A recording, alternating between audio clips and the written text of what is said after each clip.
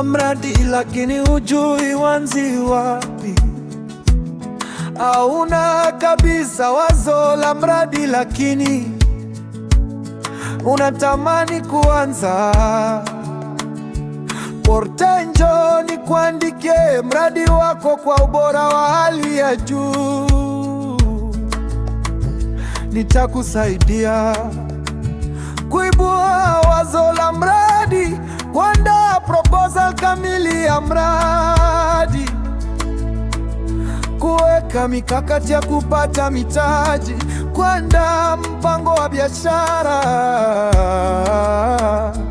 business plan. Gharama ni nafuu sana.